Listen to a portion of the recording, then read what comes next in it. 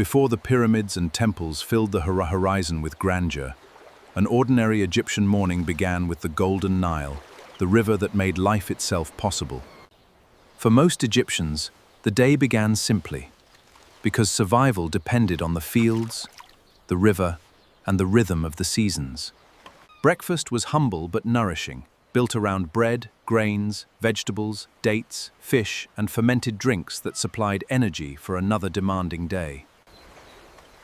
Every harvest began with exhausting work in the fertile black soil left behind by the Nile's life-giving floods.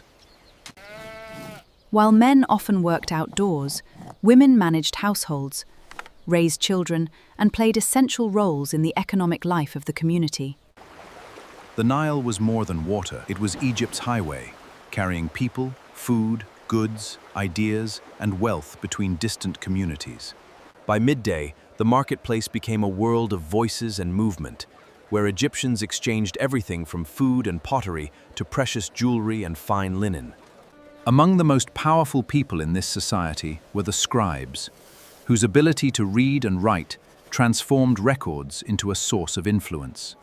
As the sun climbed higher, temples became centers of religion, administration, wealth, and ceremony, where Egyptians sought harmony between their world and the divine. Behind Egypt's magnificent monuments stood thousands of skilled craftsmen who transformed stone, wood, metal, pigments, and precious materials.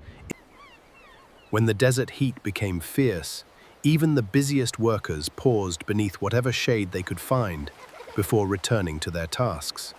As the sun descended toward the western horizon, workers returned home, and the exhausting rhythm of the day slowly gave way to family life. After sunset, families gathered around food, conversation, stories, and the simple pleasures that connected one generation to the next. But night was not simply darkness to the Egyptians. It was a sacred world where gods, stars, death, and the mystery of eternity became part of everyday thought.